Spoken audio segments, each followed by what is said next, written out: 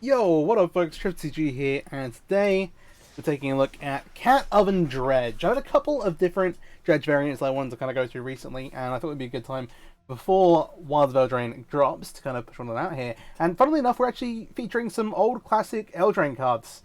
Some of the most loved and hated in Witch's Oven and Cauldron Familiar in the Dredge shell. Like, hey, okay, this is cool, why are you playing it here? So, obviously, Witch's Oven, Cauldron Familiar, the cat goes back to the graveyard again and again and again. And in Dredge, we have a bunch of enablers that put cards in our graveyard. Cool, gets you find the Cauldron Familiar. But we also have a few different cards that care about cards either entering the battlefield from the graveyard or leaving the graveyard. And so the main kind of payoff for the traditional Dredge deck is Prized Amalgam. 1 blue black for a 3/3. Whenever a creature enters the battlefield, if it enters from your graveyard or you cast it from your graveyard, return Prized Amalgam from your graveyard to the battlefield tapped at the beginning of the next end step. Normal idea being you mill through some cards, you hit like a Narc Amoeba maybe, this comes back from your graveyard, that triggers the Prized Amalgams in your graveyard, they all come back, you got a bunch of power for not very much investment in terms of mana. But, with Cauldron Familiar and Witch's Oven, obviously with a cat coming out from the graveyard, this does trigger Prized Amalgam. Sweet. We then have a bunch of kind of normal Dredge enablers. We've got 4 copies of Stitcher's Supplier here, enter the battlefield or dies mill 3 cards. Guess what? Witch's Oven helps you get that dies effect as well. Normally your opponent will just like take the one again and again and again, and just being able to trigger this really nice. We then have our Sata Wayfinder, our Grisly Salvages here, but the other card that really cares a lot about cards entering and leaving the graveyard is Willow Geist. Something that comes up every now and again in Dredge. You kind of have to angle your deck in a little bit different way to take full advantage of it, but green for a 1/1 with Trample, whenever 1 or more cards leave your graveyard, purpose 1/1 counter on Willow Geist, and then when it dies you gain life equal to its power. So every time you bring Cauldron Familiar back, this gets a counter on it. Sweet. It's also got Trample, which actually lets you push damage through, which is something the deck can struggle with. You have some reach with things like Creeping Chill, which we'll get to. But hey, Willow Geist really strong with Witch's Oven and Cauldron Familiar, as well as all the other Dredge stuff that we're doing. Nothing you both to come out of the graveyard, Prized Amalgam out of the graveyard, Silver Smoke Ghoul coming out of the graveyard. Cool. The other new card, before I run through the entire list, is Undercity Upheaval. And something I've been to try out for a little while. It came out in Aftermath, but I've just never found the chance of 1 green for a sorcery. And it has this Undergrowth ability, so distribute X +1/+1 counters among any number of target creatures you control, where X is the number of creature cards in your graveyard as you cast this spell. So, if your opponent X's your graveyard in response, you still get however many counters you would have got, which is a pretty cool thing. Creatures you control also gain Vigilance. Nice, it means you get to Alpha Strike and your opponent can't really crack you back. Got the creatures to block with still. Nice. Obviously we're going to fill up our graveyard. The thing to note here really is that you can be more in on Undercity Upheaval than we are here.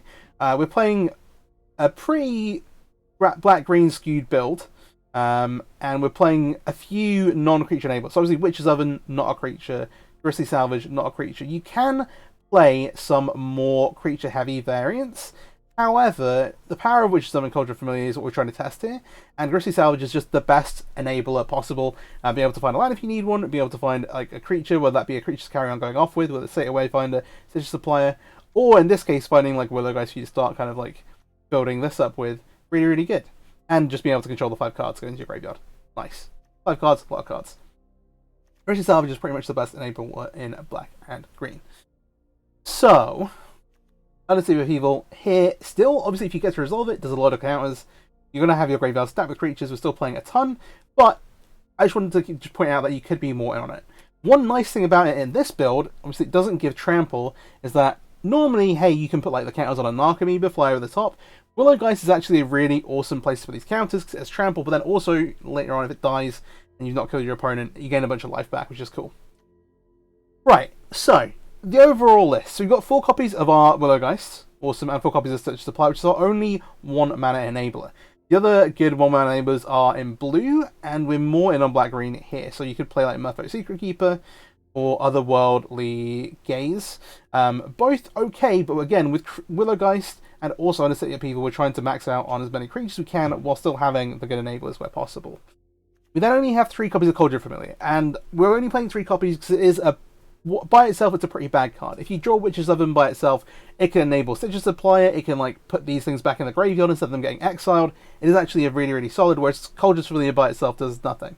3 copies is enough for you to hit it consistently, and hey, there we go. Then we have our 4 copies of Witch's Oven, obviously, just like amazing cards. Obviously, the combo, cat combo, it's been around forever. But yeah, you have to trigger all this stuff. And then also, again, triggering Stitcher Supplier.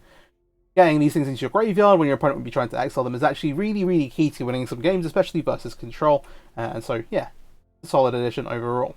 We've got our 4 Narcomoebas. Hey, it is the worst, one of the worst cards in the net to draw, but the upside of being able to just mill it with alongside a prize Amalgam, bring it back, and just get a bunch of power for free, too good to pass up. The 4 State Wayfinders helps you hit your lands. We're only playing 17, which sounds pretty low, but you only need a couple to function as a deck, really, and State Wayfinder can often help you find the 3rd one. Similarly, Grisly Salvage lets you look at the top 5. If you need a land, you can grab one, but it is just, again, the best enabler in black and green, and being able to do it at instant speed is also very, very handy. At 3, so we've got 4 copies of Price Amalgam. It is the best card in Dredge, and 4 copies of Undercity Upheaval here, which we're trying to use as like an overrun style effect to finish our opponent off, kind of kill them out of nowhere, just get a bunch of damage onto the board. And then Silvermote Ghoul, which is another awesome thing to come out of the graveyard at the beginning of your end step. And note, this only triggers on your turn, it does not trigger your opponent's. At the beginning of your end step, if you gain 3 or more life this turn, return Silversmoke Ghoul from your graveyard to the battlefield tapped. And then it's got this 1 and black sacrifice ability to draw a card, which is occasionally some nice upside.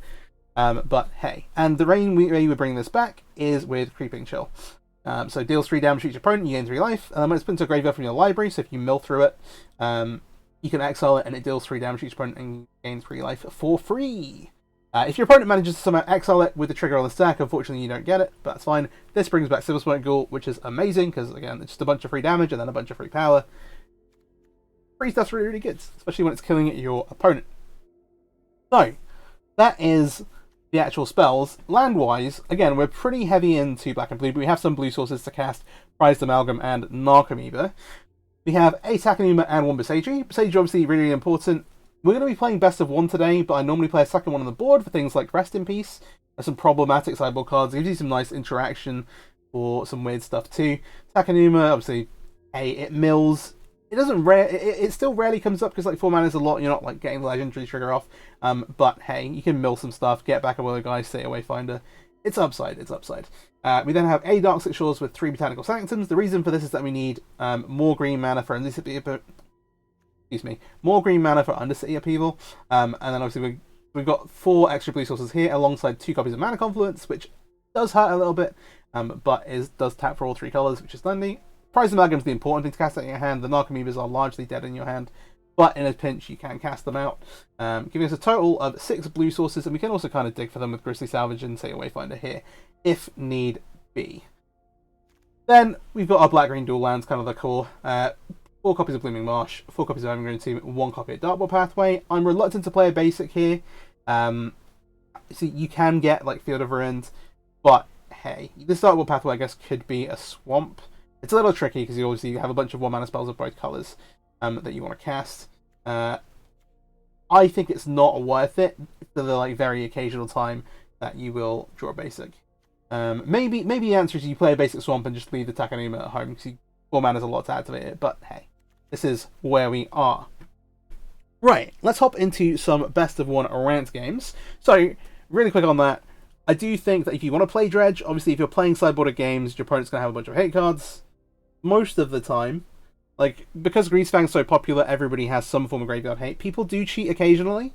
I'm very guilty of playing a pile of Rending Volleys and being like, yeah, this is good enough for Greasefang, I probably won't have to deal with that Dredge, and then getting surprised with it. But things like Rest in Peace, things like Unlicensed Tusk will get you. There are things like Terror Asunder, some of the good sideboard cards. I talked about Boseiju. Things like Thoughtseize and Spell Pierce. Well, Thoughtseize here, Spell Pierce if you're playing more into the blue stuff.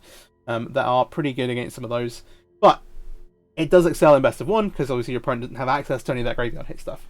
Normally the trick with Dredge is that you win game 1 and then try and struggle through to win 1 of games 2 and 3, but it is a bit of a grind. Right, let's hop into some ranked games. If you're not already, please do subscribe to the channel. I'd really appreciate it. It's free. Blah, blah, blah, blah. And yeah, let's go. Alright, first match with Cat Oven Dredge. See what we're working with. Okay, pretty solid opener.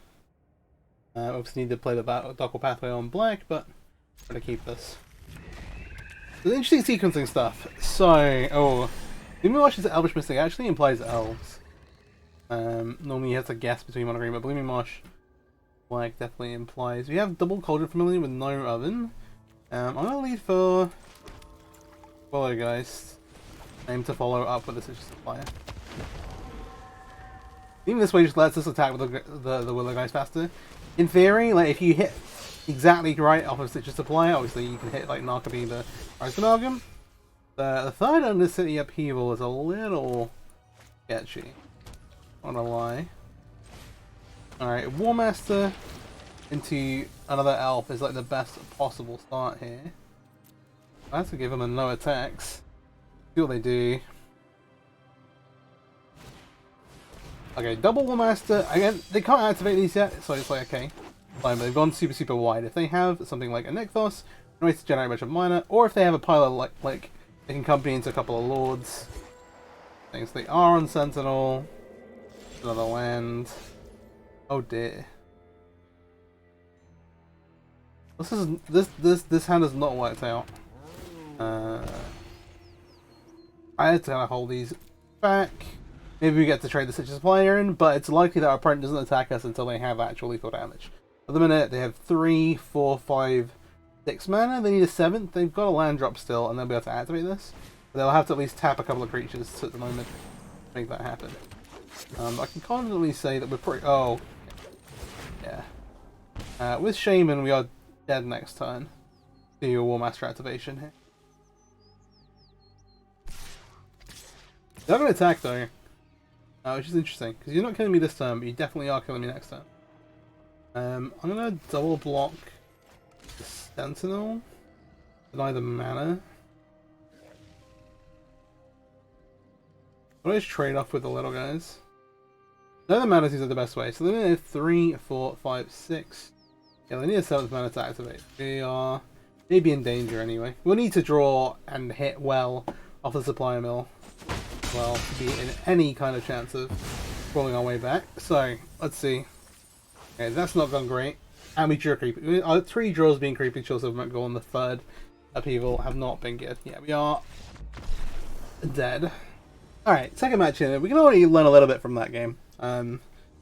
Maybe investigate the quality of our hands a little bit better. So like here we have Witch's Oven Cauldron familiar, but without a second land, if we draw into one, we get to like play Stitch Supplier. Sorry, Sacred Wayfinder, find one for the City Upheaval. Fine. But obviously starting with Narco and Private Amalgam, we're gonna mulligan. We have double Willow Geist plus 2 enablers, so we'll keep this even with the Crippling Chill. Occasionally you can cast Crippling Chill from hand, and I've done that to finish opponents off. But happy to put that on the bottom for now. I think I want to sequence this. They've gone Temple Garden, which applies to like Angels. It's unlikely they're playing Grease Gang with too many Temple Gardens in their deck. Still gonna go Willow Geist lead. Then we can opt to go either Willow Geist Decision Supplier or maybe just hit the Seaway. Depending on what they do here.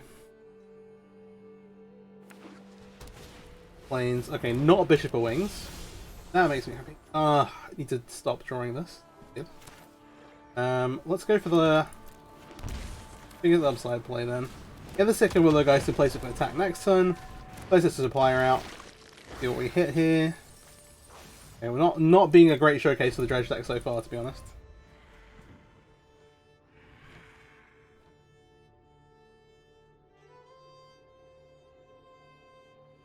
Okay. Let's see.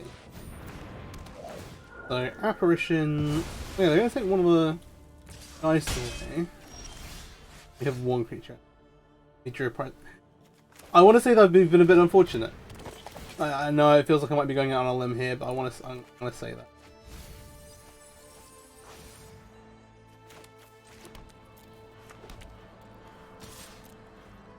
I'll start with Supplier. They're not gonna... They're thinking about blocking, actually. That's the crazy thing. It means maybe they're thinking about exact life totals for the next turn. If they have, like, Righteous Archangel into... Oh. We miss anyway. Alright. Alright. No problem. Can't win them all. It is, of course, a high variance deck. But, alas. And no blocks here. So much pain. We don't have a lot else to do, so I'm just going to put counters on. I'm trying to think if I want to put loads of counters here or if I want to split them up. I'm highly incentivized to just put all the counters on the Willow Geist.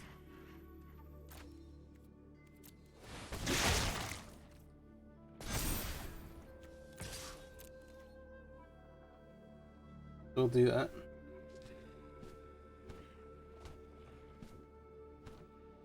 They're having a think.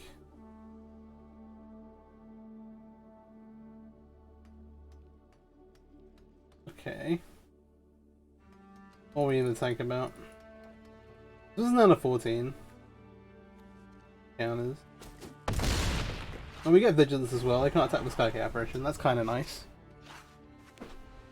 Yeah, we've not really hit on any of our actual, like, 4 Dredge stuff. Ooh, Reconstruction for 2 is pretty solid. Let's see what they find. They can hit like a Vicious Valkyrie, we're in huge trouble. That's pretty good. We're going to 8 here. We're on like a 1-turn clock effectively. Just gonna make this block. Alright. Okay, that was 2 pretty non-games from our side. Unfortunately, things that roll our way. Ah. We have Cat Oven, but with these cards I think we can put them back. Yeah. Can't seem to hit well today. We need to run well here and draw a land. I think we just go to 5. This I think we can keep. So if we put this back, Archetypes. We have, so the reason why this is a lot better than the previous hands is that we have not only the Turn Witch's Supplier, but we have the Witch's Oven to actually make the Stitcher Supplier, like, really good. So, I will lead with the Supplier still. Yeah, Dredge is a high variance deck, kind of by nature. Sometimes you run hot, sometimes you run cold, it happens. It feels bad sometimes, but then you can also go on crazy hot streaks. Pretty good about it. That's interesting.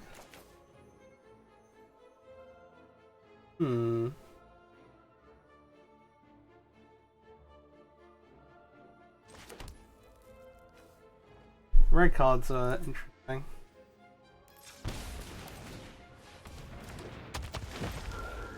I'm gonna attack and then I'll play the Witch's Oven and sacrifice the Supplier.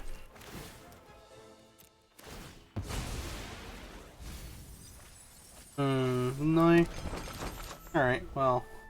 I imagine this gets killed right away if they have an interaction piece. They're playing red and blue cards. They do instead opt to abrade the Witch's Oven, which we absolutely deserve to be able to punish them for by drawing another one, but we will main phase Grizzly Salvage. So I talked about Grizzly Salvage, like, hey, sometimes it being an instant is really nice. In general, because of this card, Silver Smoke Ghoul, I will take the Wayfinder here. Because of Silver Smoke Ghoul, you do not want to do this on your opponent's turn, you want to do it on yours. Silver Smoke Ghoul only triggers on your turn. Just bear that in mind when casting it. But in like a matchup where your opponent's got like more interaction and counter spells, be able to, having something to do on your opponent's turn is pretty handy. We're not in an awful situation, it looks kind of dire at the minute. I think I Ghost Stitcher Supply because it's more cards into a graveyard than the say Wayfinder. So 1, 2, 3. Pay a life. They do get to loot here off Ledger Shredder. Drake's means it's probably like 4 Shredder, 4 Drake, 4 Fable, rather than like actual Phoenix. Okay, we do hit an Archetypes. The first milled Archetypes. We get to trigger all this nonsense. They're going to scoop it up. I guess they shouldn't have enough removal to deal with that stuff. This is one of the things where, yeah, we finally hit our thing. And it actually took us like going through quite a lot of our libraries to do it. So, but also this is a bit of a shout out to the red blue decks and not having Treasure Cruise, and not being able to just like refill on removal. So hey, all right, next. All right, so a 2-in-1 here. This hand, in spite of the prize of Amalgam we've drawn, looks great, and we do have the sources to be able to cast it. We've got a ton of early stuff to do. I am gonna lead with the Willow Geist again. It just lets us be able to attack with it on turn 2, basically. And our play looks like this into drawing the second Prized Amalgam makes me want to cast this, but really I know we should cast... Oh, we should do it this way around though. We want to play the Witch's Oven first, and then cast Stitch Supply, so that they don't have a window to, I don't know, use the 1 mana red spell. Ooh, interesting. Ah, this is a bit of a run good. Love that. I'm gonna go ahead and sacrifice this now as well.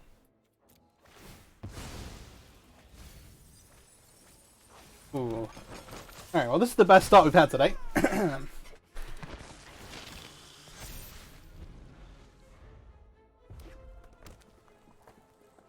Just for the potential. So I'm gonna Lightning Strike the Willow, guys. Getting some life back, not the end of the world, but we also have this Prized Amalgam coming back our way. Go ahead and Wayfinder. Alright. Silver Magor into the yard.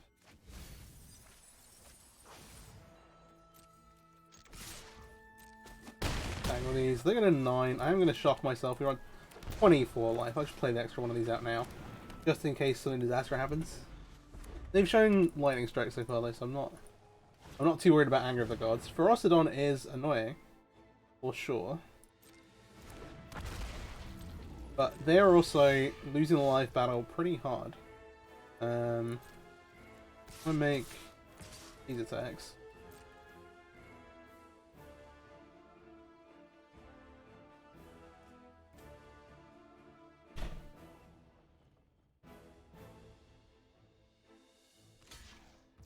So I assume they just trade with an Amalgam. We can now gain life again. No. Oh, we do have a Silver Magor in our graveyard. Maybe that's worth. Is that better than casting a Prized Amalgam? Yeah, I think so. Back one of these. Ah, yeah. The other thing that I kind of forgot about with that attack is that the Witch's Oven make 3 that you can sacrifice to trigger Silver Magor, which is a pretty sweet interaction I haven't taken advantage of before when I've been playing. Alright. Carry Zev. Monos. Yeah, that is GG. Yeah. Nice. And that is doing our thing. Alright, so we are 2-2 overall. But quarterback a little bit. So here's an interesting one. We have Double Gritty Salvage, which is the best enabler. Normally I would not keep this from the play. Which means like we still get to get out ahead of our opponent. We are slow in some matchups. With the Silver Magor and like again new Mulligan rule, I think I mulligan this. Old Mulligan rules where you didn't get to like look at the 7 cards. I think you have to keep this and kind of deal with this. But I think this is fine. Okay, well, this is undoubtedly worse, which is I guess what we deserve. Yeah, I'm gonna fight.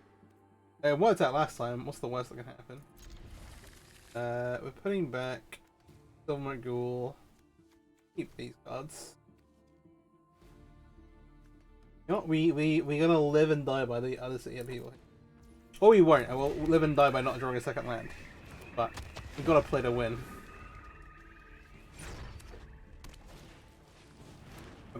Ooh, Hammer could be rough. I'm gonna go ahead and main phase this. Let's just have all the information. The chill. 2 mana. Is the answer that we take the green team? What does that let us do? I think it might be.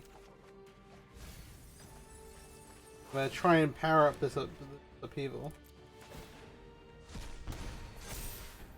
I think I make this attack because otherwise we maybe die. I'm pretty happy to make this trade if they want to. Okay, they don't want to. That's fine. They're living and dying by the sword here. That is actually a red-black land. That means we're playing against red-black goblins. So, Bad Blade Changes is playing like 2 decks. One of them is the Boros Hammer deck, and the other one is goblins. And the best version. Ooh, actually, there are 2 good versions of goblins right now. One of them plays white for Rally the Ancestors, and the other one, which is this one, which plays black for Call of the Dark Dwellers and the things to give Goblin the Death Touch, which is problematic. If they're playing Goblins, I'm actually surprised they didn't take the trade before. So here, I'm pretty happy to have Stitch as a player. I think.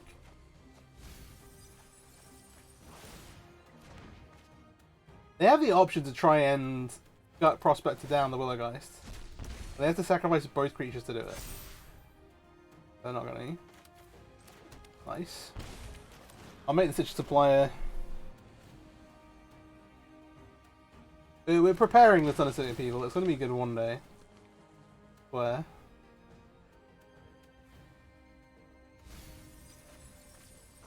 Ooh, the Silvermite Ghoul, a really good draw. And the Sky Prospector, one of the things that people don't rate about the Goblin deck is that it's actually got loads and loads of interaction. Particularly with Prospector in play, there's loads of tricks you can do with Fireblade Charger, the other cards like power up your creatures, and as well as the cards that like trigger off things dying. So the Rumble Belt, not Rumble Belt, Rundevelt Master, and some other different pieces. There's just a lot of like ways the goblins that can just either interact with your stuff or kill you out of nowhere, which is fun. All right. So far, so good. I think I want to move to combat first. I'm going to leave the supplier back and attack. There are 9 actually. I'm going to attack the supplier. Maybe this is foolish. I maybe should have just played this for the +2/+2. But I think I feel fine about it. They have to make some difficult blocks.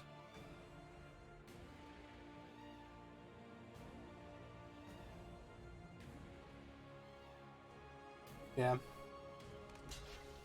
I do have a video out on like the more recent adaptations of goblins, if you want to go check that out.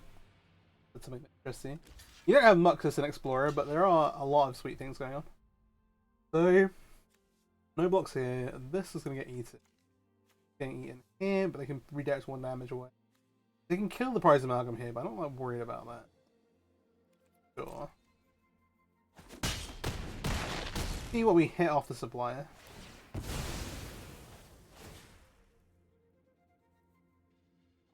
The interesting one if they decide to shoot down the Amalgam. Where they think we have ways to put cards back in our graveyard or something like that. So if we hit, have 2 Creeping Chills left in the deck to hit. They are going to shoot this down. We get 3 cards off of this. Okay, Narcomoeba unfortunately has invalidated their choice to kill the prize Amalgam. So love that. And then we're just going to play out the stuff we have. Say a Wayfinder here. What are we getting? What do we find? Nothing. Fine. And we may as well cast the Cauldron Familiar while we're here. Put them down to 3. Then now to answer the Willow Geist, we've got the prize Amalgam coming back. We have a bunch of attackers. Downside, we are dead. Well, our board does die to Goblin Chain Whirler plus a Death Touch spell. But currently, at least I don't have a black source. Alright. Prospector, no problem. Hallmaster, more of a problem. Yeah, Hallmaster is just one of the best cards printed in a long time. Like that, because it's a goblin, doesn't really see the play anywhere. It's a lord for goblins to get +1/+1, but whenever it or another goblin control dies, you get to like access up out of your library and look for a spell. I'm just gonna play this. I'll target these 2, submit, and we'll see if they have any responses. I just want to put all the cows on the Willow guys because that's the one that can't really die.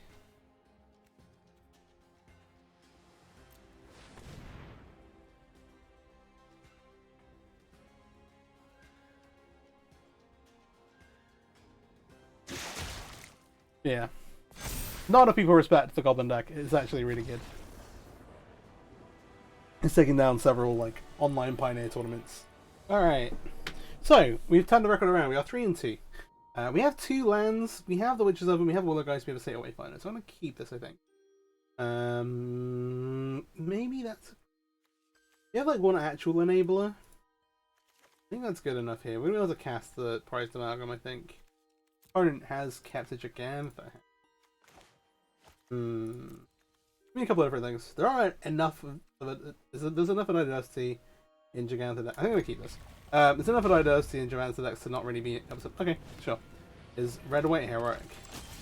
Like, it could be red white heroic. It could also be like blue red creativity combo.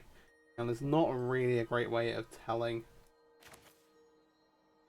The Willow Geist is always gonna die.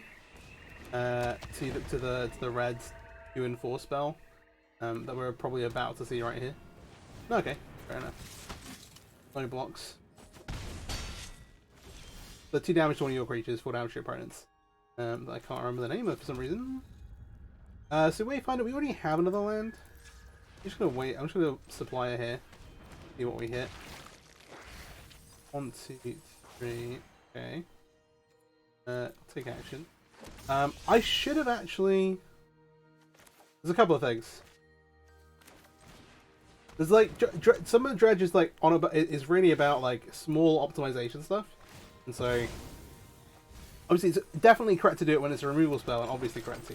But when, and I'm gonna bring this out of my graveyard now, trigger the Willow Geist. You should, if you have like Witches Oven and Stitches Supplier, the Stitches Supplier shouldn't affect whether or not you want to cast Witches Oven, so just cast Witches Oven first. If I had, and I'd like held priority, I could have responded to this not being the trigger, sacrificed the Stitches Supplier, and if I'd like milled a prized Amalgam, for example, I'd have been able to get it back. Whereas if I'd let this resolve and then done it, I wouldn't have been able to. Again, pretty small, pretty minor thing, but hey. These both have trample, so I'm gonna say no blocks. They're at 16, which isn't that much life.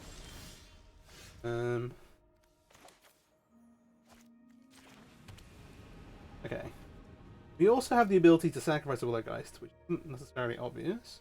It's probably better for us to put cards in our graveyard than to cast these. I'm just gonna lead off with Stay Away Finder. Let's see what we see. Oh, okay, well. When it's true, it's true. You say. I haven't actually done the maths. 6, 7, 8. They are actually dead.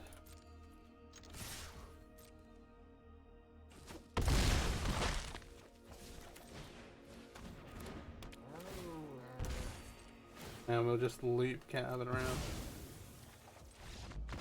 Still finding new innovative ways to Cat Oven people in 2023. Alright, well, that's a nice one. See you in the next one. Alright.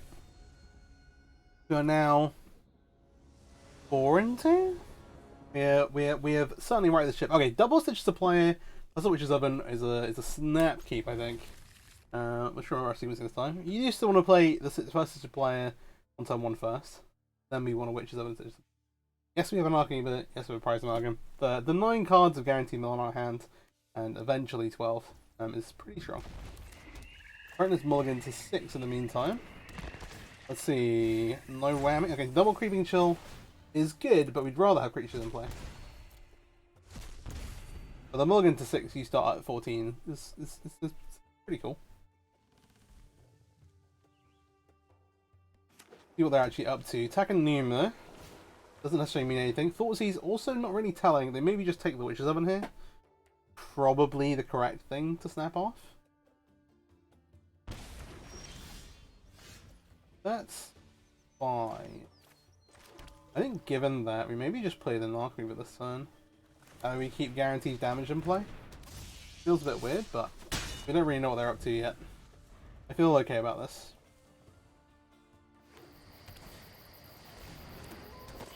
Okay, they're on Greasefang. Fair enough. That is a Parhelion. We might just get got here.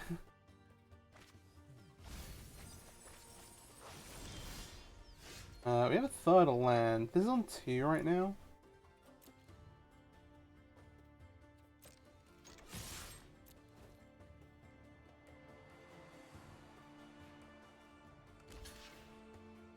Oh, they're gonna. Ooh. That seems unnecessarily risky. We have 2 mana. Probably we can't really have any use for it. I'm just gonna play this. I'm just gonna kind of. We're at 25. Hope they don't have the thing. Yeah, we knew they had a land. Just the hope that they didn't have stay on the mulligan, but they did draw into it naturally. Here's some angels. Okay. This was up to 12. You're not absolutely dead. Yeah, that's actually a great draw. I'm gonna do this thing again where I it's correctly this time where I play the Witch's Oven first. I'm gonna go in here, play such a supplier. Gonna mill 3 cards. Yeah, we hit Ghoul, which is not fantastic. Go ahead and sacrifice this. And we are not well. This is not absolutely dead. We're not absolutely dead. Let's say go.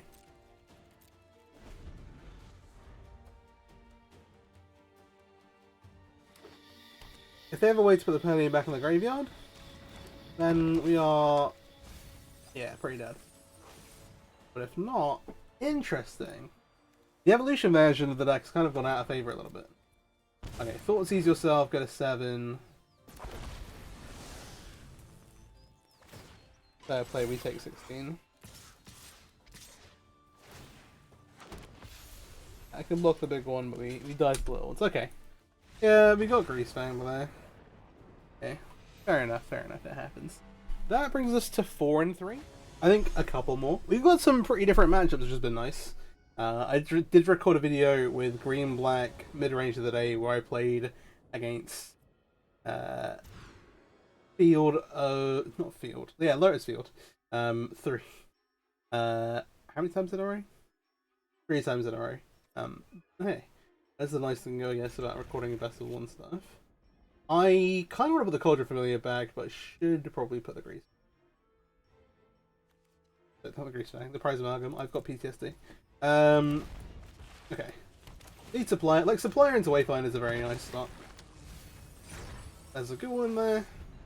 Alright, cool. Cool. Speaking of field, this is Yorion to be fair, so it could be field, but it could also not be field. I don't have 2 black sources, so that is a cast. The Wayfinder. Ooh, that is very solid. It's a mill through the Witch's Oven. Obviously, if your priority is finding Witch's Oven, then the blue enablers are actually a little better. Things like Otherworldly Gaze you can use to find it. But I think the green creature, like the green-black creature, the Wayfinder is just such a good enabler. And Gritty Salvage, while 2 mana, is better than the blue enabler. Alright, get out of the price amount. Here's some stuff to be doing. I want to do it first or second. What interaction do I think they're going to have? Really? I don't want to Upheaval. They've also not foretold here, so we know we're not getting Doomsguard on 3, but we can still... We've got 2-3 drops in play. We can still get, like, temporary lockdown, but it's only going to take away the Supplier and the Wayfinder at the moment. Give me the squad. What do you got? It's likely, like, they maybe have a Jawari Disruption or a Dovin's Veto. Maybe they never make this appear. So, let's lead with Supplier. They're on 8.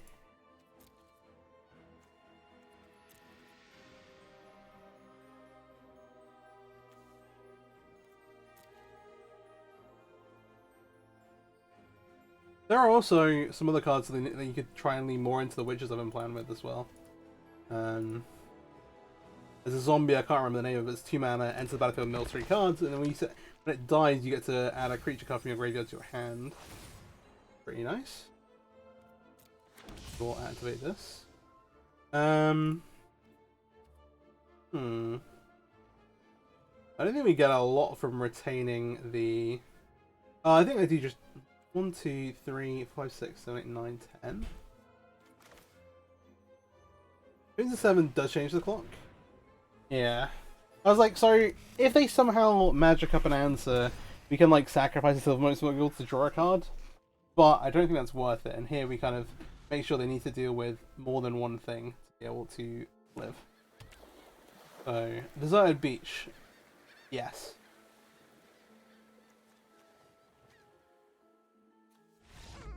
Yeah, that'll do it. It's a little too fast. Nice. Sweet. Alright, play a couple more. Oh, nearly forgot. Alright. This is a mulligan. Blah. This is a very ugly keep. We'll keep the Creeping Chill in hand because we could maybe cast it. But, jeez. Hey. At the end of the day, supply into Wayfinder is not a bad start.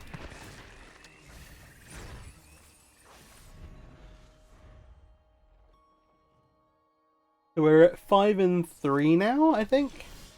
I think that's right.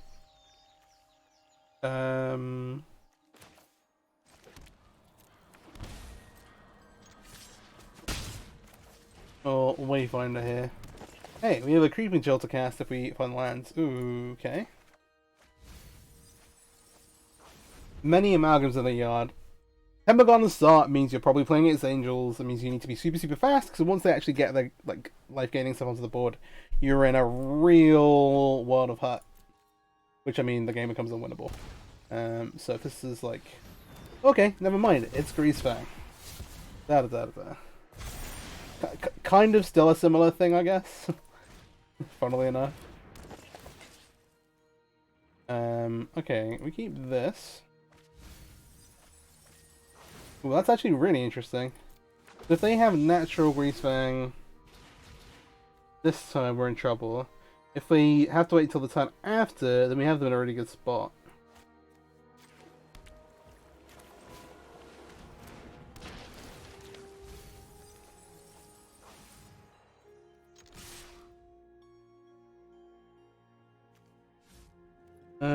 Yeah.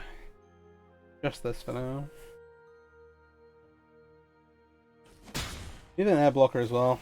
Again, like, we're really still dead to the Angels, if they have it. Sometimes they just have it. Insert some comments about Greasefang's obliterating wrong the format, and that I wish it had slightly better tournament results that Wizards could justify just getting rid of some of the stuff. But, hey, it is a fun deck to play, for sure. And this is one of the coolest variants. We saw it before in the graveyard, but Eldritch Evolution, it's a pot away your Raffine's Informant, get the Greasefang, get some Angels, yada yada yada yada. The game is still not absolutely over. I'm gonna no blocks here. They only have 2 blockers, but they can eat 2 prize amalgams, and if they have a way to get the prize part heavy in and back in the graveyard, then there's no way we can overcome that. Keeping Chill from hand gets us to 8, which is actually a really awkward number.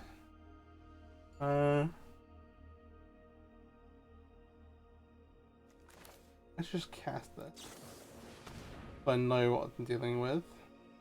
Okay, so we know we're hitting a Creeping Chill. Okay, that's good. It's only 1. Okay, so Cauldron for me actually gets us higher. Crazy. I think we also have a ghoul in our graveyard, so the ghoul's gonna come back for our graveyard.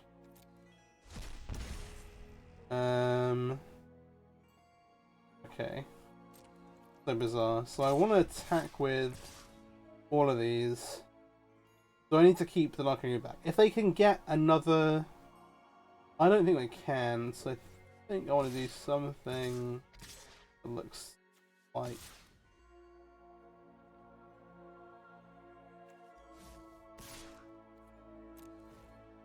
Okay.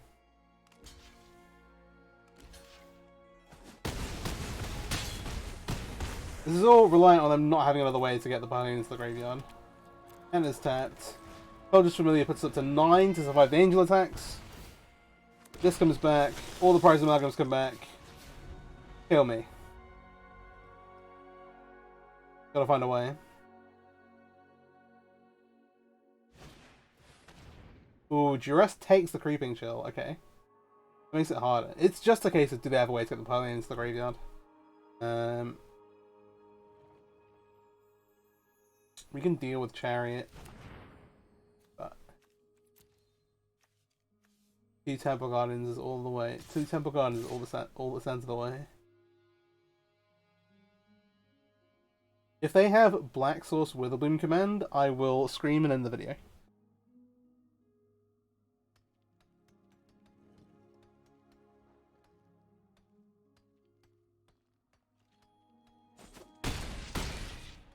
What am I getting got by? Come on. Alright, well they can't have a creeping shell, so that makes me feel good about it. If they have a... This is unhinged. The main phase 2 State of Wayfinder where you have a Grease Bag in play?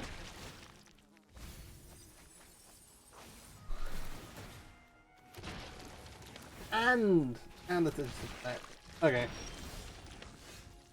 Absolutely just absurd behavior. Attack all my stuff. Right, okay. Anyway. Something Grease Bank. Woohoo! Nice. Alright, well I'll play I think 1 or 2 more. 1 game for the road. Just 1 more. We have Oven. This is a fairly consistent hand, it's just a little slow. Like, at given time, we will get to where we want to be. We have a Witch's Oven, we have State of Wayfinder, Grizzly Salvage. Okay. There is a simple truth there just not being that many 1-mana enablers in this deck. Means it's a little less explosive, potentially, than the blue, more blue versions. Wayfinder here. I'll take Blooming Marsh. Alright. Get some free power to put into play. Take a couple of Narcometers. Hive the Eye of Tyrant, no Thoughtseize. Don't know whether to read too much into that. Swamp and a nice Swamp really does tell me that make me think they're playing Mono Black. The Mono Black, ooh, that's a nice draw. Just go in with the squad for now. Mono Black, very sweet deck. A couple of different variations, whether you can do like White Waste Not, Tigam. That's what I'm taking.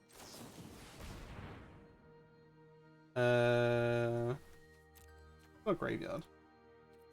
A Mana Confluence. But okay. Okay.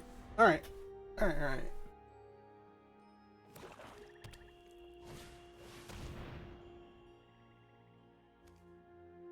It's exile the Amalgam, which is not the favorite. I could have brought it back this turn. Kind of whites in the deck, but yeah, I wasn't paying attention. Great. Fantastic.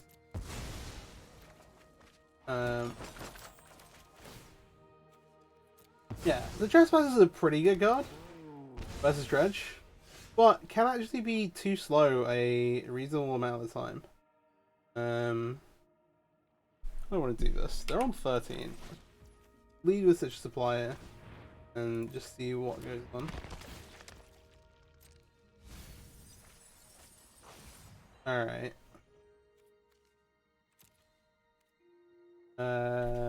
That's okay. Go attack with all these.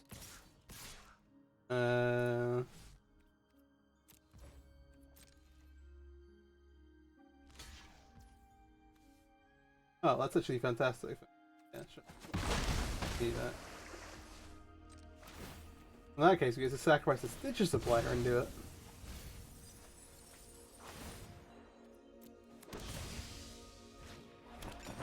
I will still bring this out.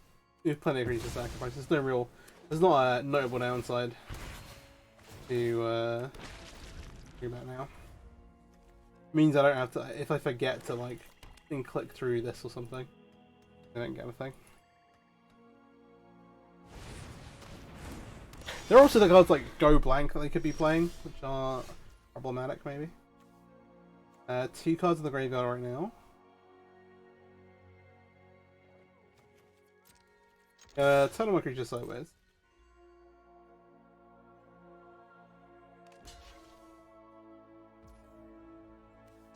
I don't want them gaining life.